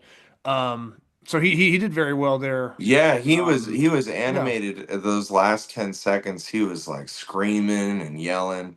Like he gave it his all, and that was yeah, great to see. A lot of people were giving it their all. The crowd was getting involved, and it was a real spectacle of an event. I was really happy about how it turned out, aside from not being able to use the actual stones that I yeah. made. I'm gonna use if I do an event like this in the future sometime, some contest, I'll definitely get like concrete anchors or something like that.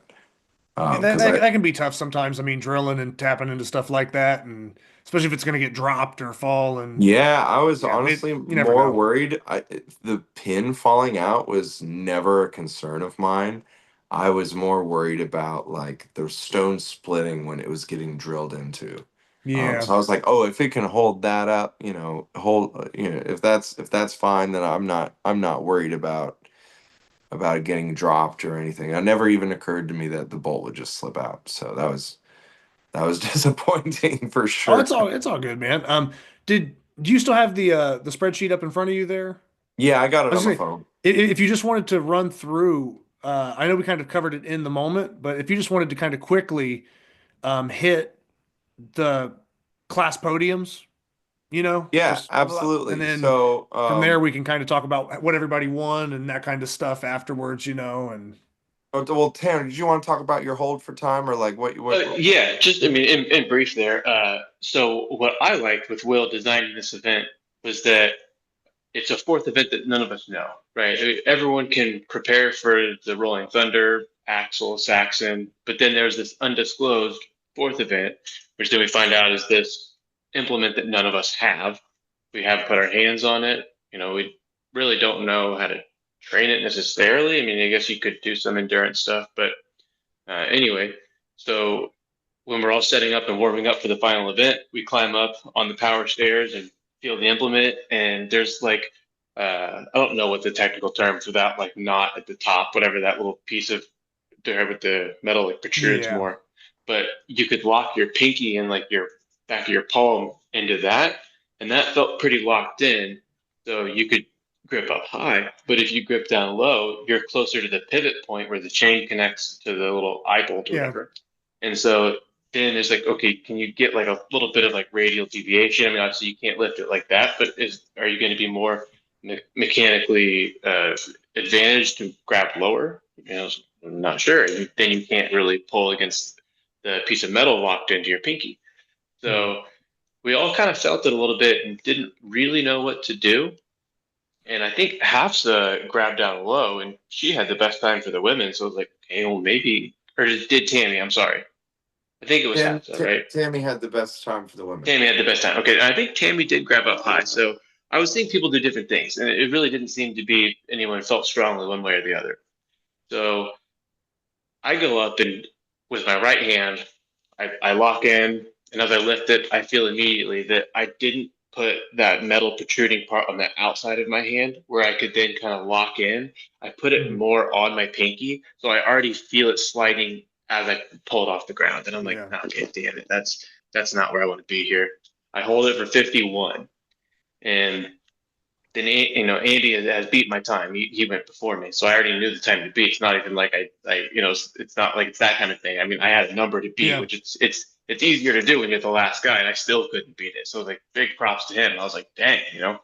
And so I switch hands, And I'm like, I'm gonna have to go again. At this point, I know that I'd already won the contest, so for my for the 100 kilo class, knowing how I did right-handed, I'm not going to do so bad on left that I, fumble Yeah. the contest, And so I'm like, I'll just see. But at this point, my left hand had already done Rolling Thunder and everything else, and my V-bar hand is my right hand.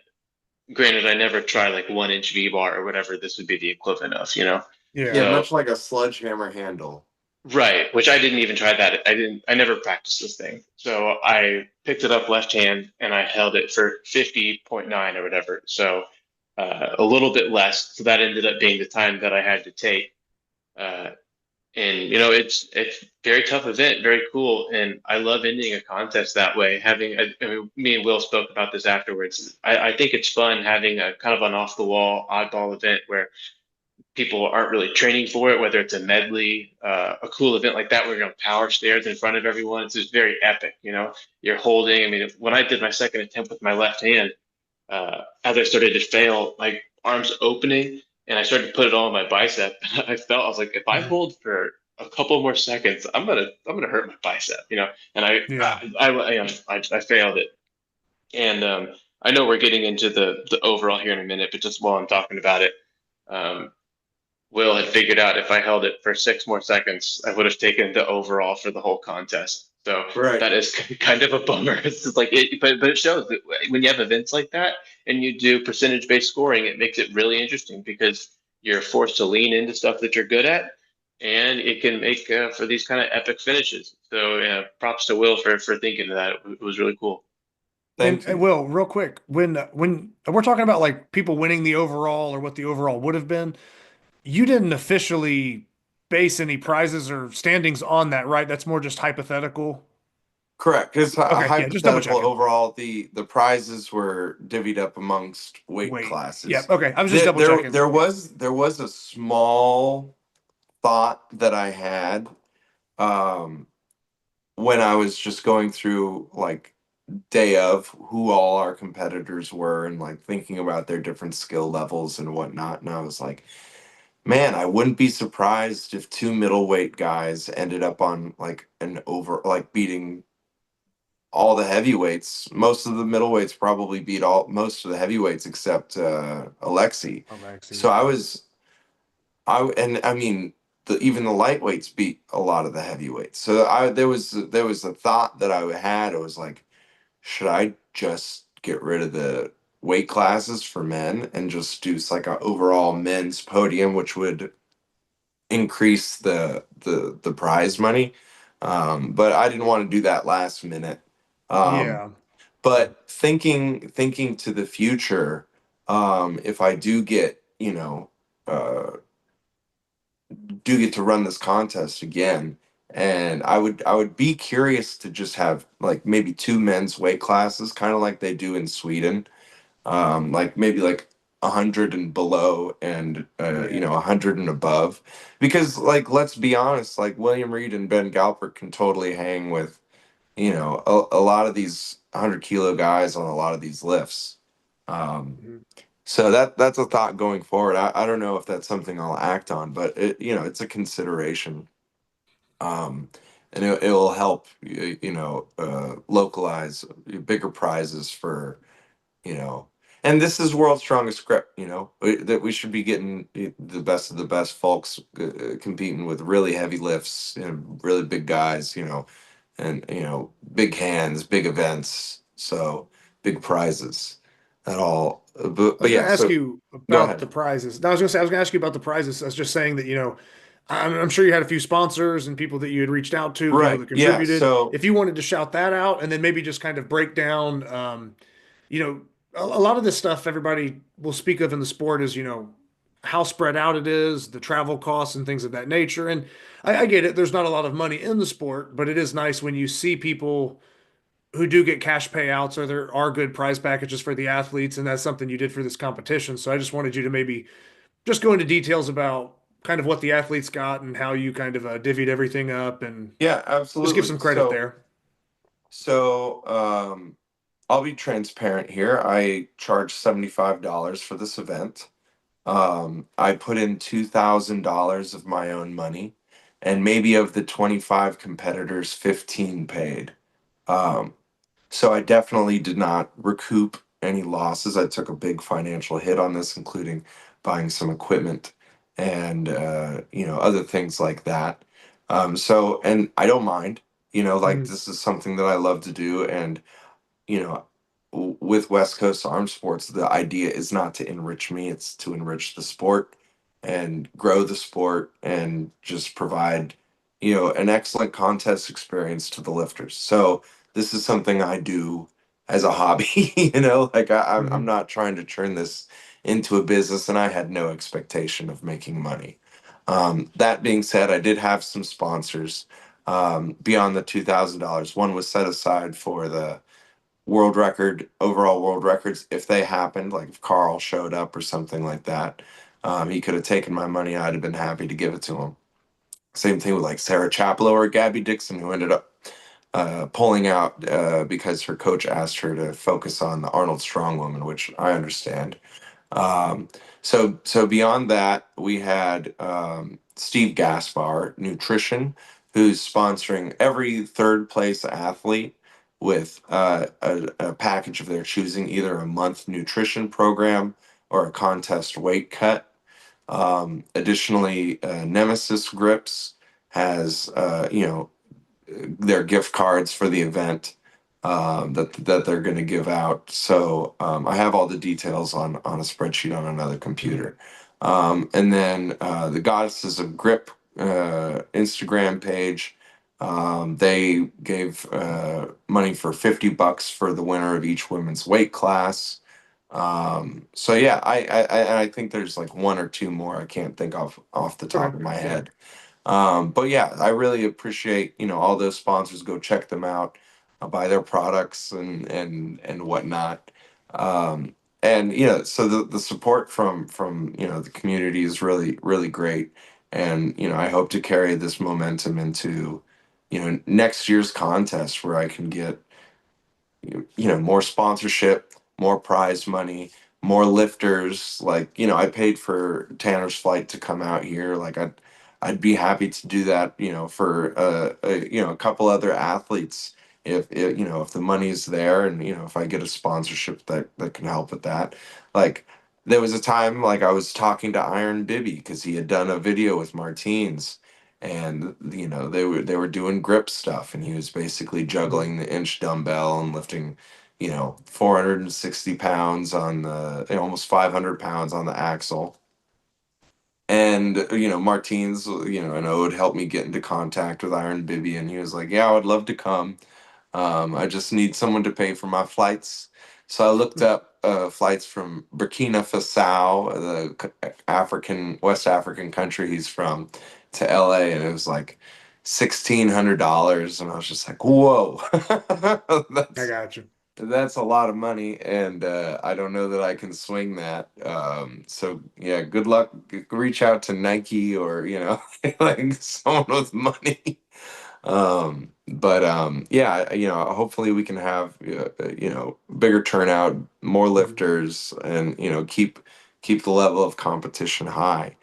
um so yeah, thanks to all the sponsors. But we can go into the overall placements now, or the weight class placements first again. So um in the under 80 women, we had Tammy win, Helen got second, and Kyra Condi beat Ashley Muncie by 2 points overall to secure the third place. Mhm. In the over 80, we had Hafsa Mason, followed by Alicia Martin, and then Corey Tillebrook. And then in the lightweight men's, we had William Reed just eking out over Ben Galper on that final event for the win in the contest. And then for the middleweight men, we had Tanner on top, Andy in second, and Eric in third. Um, Now, admittedly, before Tanner joined, I thought it was going to go 1, 2, 3, Yvonne, Eric, and then Andy. So it's curious to see how I was wrong. But I had a feeling like the next three was going to be a battle of the local boys, and honestly, I'm kind of shocked at how, not shocked, but like very impressed by, how much closer Elijah Well was to Eric than Travis or Mark. Like he Mhm. ended up being, competitive for the podium. He was just a couple of points behind Eric, all said and done. So Yeah. I'm really excited to see, how he develops over the next few contests. And then for the heavyweights, it was the Alexei Tukalov show, winning every single event. Yeah. I think, had this been Rising Bar, Unlimited Attempts, Bache would have found his true maxes on a lot of these, and I'm curious to see what they are. But he came in second, and then in third, the strongman Adam Turner. So when you take a look at overall, it's Hafsa, and then 2 points behind Hafsa is Tammy. So Mhm. I told her if she held on for 2 more seconds, she would have had the overall. Mhm. And then in third was Helen Nguyen, then Alicia, and then Kyra in fifth. Okay. And then for the overall men, was Alexi, and then just a few points behind, 10, like I think 10 points behind him was Tanner. Mhm. And then third place, like I predicted, I was right about this, was going to be Alexi, and then two middleweights. We had Tanner and then Andy Muncie rounding up in third, Okay. with Yeah, that's good. Vache taking fourth and Eric taking fifth. Yeah, no, Matt's strong lineup. And Yep. it's cool when you kind of break it down different ways like that too sometimes. Just even if it wasn't part of the placement, just kind of seeing how it would have unfolded with yeah, I don't know, different categories and stuff. Well, also just I mean to mention with the last event in the 100 kilo class, uh, Eric and Andy were telling me that it was going to be about a 5 to 10 seconds is what the difference would have been for their placing to flip. So Oh, okay. yeah, so as Eric was going and he hits like 30 seconds, I'm watching him and I was like, come on, Eric, come on. I mean, I want him and Andy to both do well, you know. But as you see Eric start to drop, it's like it's like in his head, it's like 5 more seconds might be second place versus third. So that was cool. Having the percentage base play a big role like that. Yeah, because with the regular lifts, I mean, it's kind of like, I mean, most lifts are a couple seconds and they're done. You get them or you don't. But when you kind of have that dramatic buildup of, you're watching this person hold for 30 seconds and you know they got to get to here. Yeah, it was I cool feel like because I knew yeah, exactly what was at stake. I mean, I'm sitting there in the yeah, crowd watching, and it's like, wow, okay, this is cool. yeah. I think for spectators especially, that element kind of adds a little bit more entertainment to it than just I don't know, or it's a little bit more drawn out. It can be a little more dramatic than a quick lift when yes or no, Right, at least my opinion, I think. So that's kind of a cool aspect that the time told probably brought at that moment in close situations like that. for sure. Um, with all One that thing being I said, wish okay, I yeah, keep going. had Huh? was for this event was like, because there's a time-based thing. I had, you know, little placards to show how much weight people were lifting. I wish I had like a visual digital timer with Yeah, the time and go up and down for that, and like maybe like the top, well, the top one saved in on the other side, so people can see what they need to beat. that would be cool from a display perspective. Yeah, that'd be Mm-hmm. awesome. So with most of that kind of wrapping everything up, is there anything that either of you two would like to add to kind of finish with, or you guys feel like that's pretty good there in covering everything? Pretty comprehensive as far as my experience for the competition. I was so hungry. I will say that. My God, cutting to 220. It wasn't necessarily a cut, but every morning I woke up maybe 219, maybe 220. So Hmm. it was a little bit of a cut, and I ended up weighing 216.8 or 9. So maybe I went a little too far, but um, when we woke up in the morning, I was like, man, I was like, well, let's get to this thing and weigh in. I need to start eating. Mm-hmm. And so I was glad to have that done. I hadn't had to do that in a little bit. So that's never fun for a competition, but Yeah, and I after had a the great time. contest, after the contest, we went to a soul food place. Me, Oh Tanner, yeah. Tammy, Coco. That was a fun group. It was like a shared plate thing. So we had like whole fish, we had like short ribs, we had cornbread, we had Collard greens. mac and cheese, collard greens. That was a really good meal. And then as we were walking back, I guess Tanner had gotten a message from Mark Hills that he was at like a whiskey bar around the corner. So we went there and we had a few drinks, and then it turned into us playing some pool. And I saw Tanner, some arm wrestling, right? yeah, and Yeah. then after Tanner beat us at the pool, so Tanner beat us at grip, Tanner beat us at pool, Tanner then beat us in arm wrestling. So yeah, it was a great weekend getting beat by Tanner. Tanner, did anybody feel strong on the table? Arm wrestling. Yeah. I mean, so Mark is, I don't know how tall Mark is, maybe 6'3", something like that. Yeah, six Um, three four. Yeah. yeah, he's a tall guy. He's got a big hand, and he's got good wrist strength too, which I mean, obviously is way more important in arm wrestling than actual like fingertip pressure. He's gonna, you want the other guy to hold on to you, right? I'm not necessarily pro arm wrestler. I've done a few tournaments and gone to practices and whatnot, and I have fun with it. I know how to avoid the arm break position, so and I know a couple things, but yeah, Will felt good. Will had like good side pressure, but Mark, especially, I mean, especially with the big hand, he could lock in pretty well. I haven't read the whole Instagram post yet, but I saw, I think Will, you had mentioned, it's like, Mark is stronger in every way. Will, how are you beating Mark? Like something like Yeah. that. Yeah, Yeah. which So I mean, he like, did. He did feel a little strong. I mean, he felt strong in just the measurable kind of when you grip up with someone, it's like, oh, this is going to be tough. And so I was expecting, Mark to just sort of carve through Will, and then I set him up and go, and sure enough, Will whoop, dumps him the first time. And I was like, all right, we got to figure this out. Let's go a few more times, and then Mark got him on the last two or three. Mhm. yeah. So But they both felt strong. every time Mark and I lock up, we've probably, played around like 3 or 4 times. I think the first time was after nationals. I think we did it at Grinder Gym a couple of times, and every time we lock up, I beat him either in the first two or three, and they just feel so easy, just wow, And then I don't know if it's like he's warming up or I don't have endurance, but after that, it's like I've got a baby arm, and he's just slicing through me like butter. So I'm curious if you taught him some things that's gonna prevent me from ever beating him again. But I'm excited to get Maybe I on the just needed to table hype and him up. I don't know. It wasn't too official either. I mean, we had more than a couple drinks. Mark said he used to work at that spot. He told me yep, they've got like the best whiskey selection in like all of LA. yep, I like whiskey quite a bit, and Scotch more in particular. But they have, I mean, everything. It's walls full of whiskey. So it was really cool just to get to sample some stuff and talk to the guys working there. It was a great spot. yep. How was Amoeba Records? Oh yeah, it was awesome. I spent like most of the next day. Yeah, so Zach, I went well since I was out in LA already.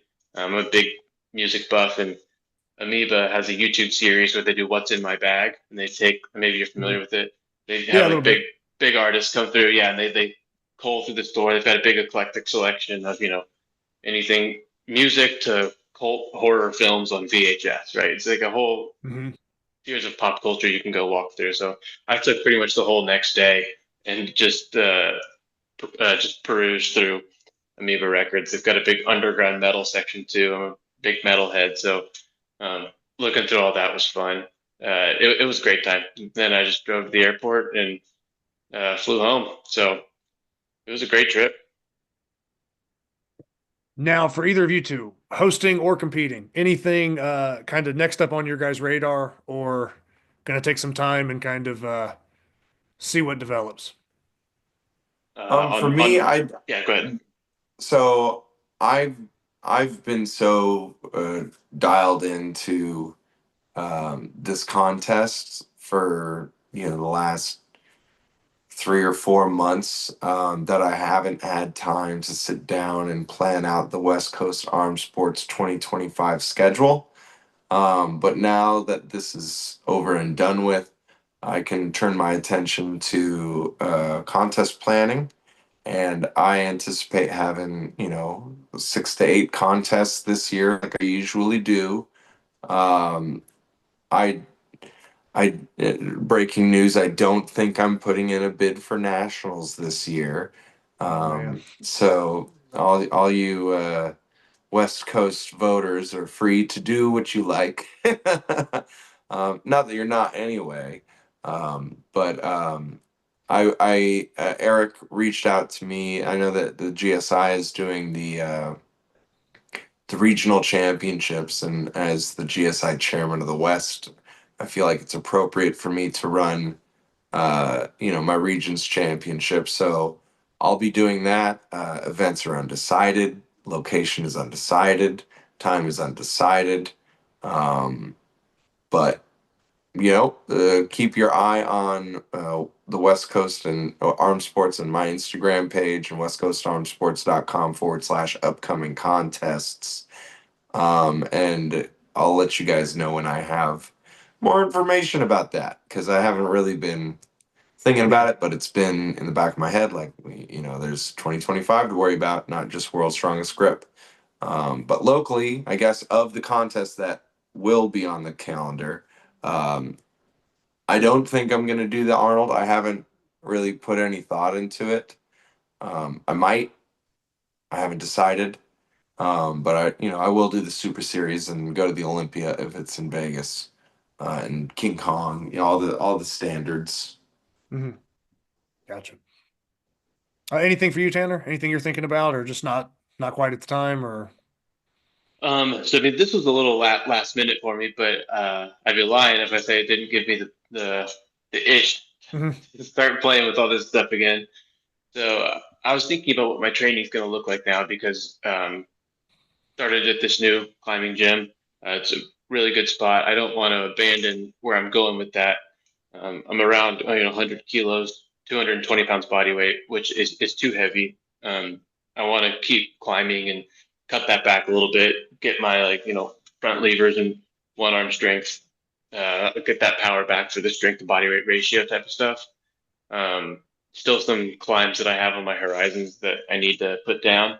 So that's kind of immediate goals, but I decided that I'm going to keep at least weekly. I'm going to do Axle and Saxon Bar.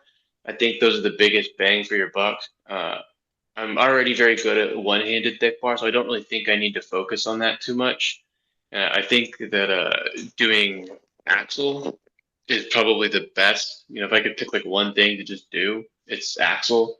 It's going to help your wrist strength, help your fingertip pressure, full body strength.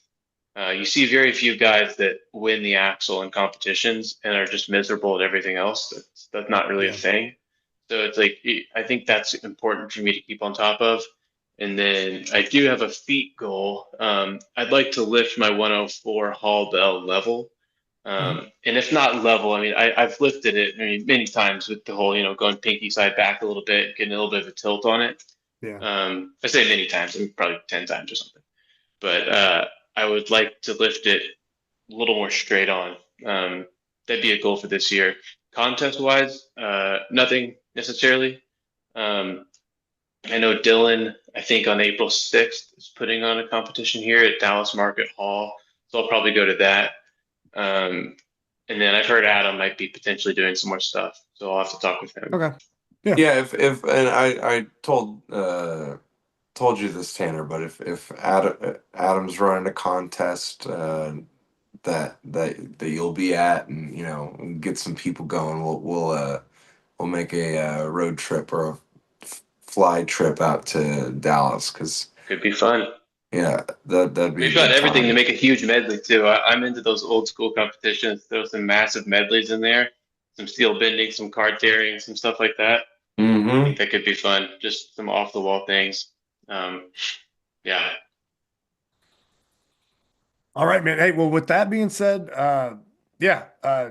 Tanner, way to kind of make a big statement, big comeback here recently. Last couple competitions. Will. Yeah. Thanks, man. you're probably feeling good now that a lot of the pressure is off. You've been planning this big event. Everything kind of unfolded pretty well and seems to have ran pretty smoothly. So, hats off to you for just putting everything, yep, putting everything together for the athletes and making sure that it ran smoothly and, everybody was taken care of. So, yeah, with that, we'll just go ahead and sign off there. But yeah, look forward to seeing you guys compete in whatever you're doing in the future. And yeah, we'll just kind of stay in touch. And I'm sure the whole community is looking forward to seeing what's next and yeah, see where it goes.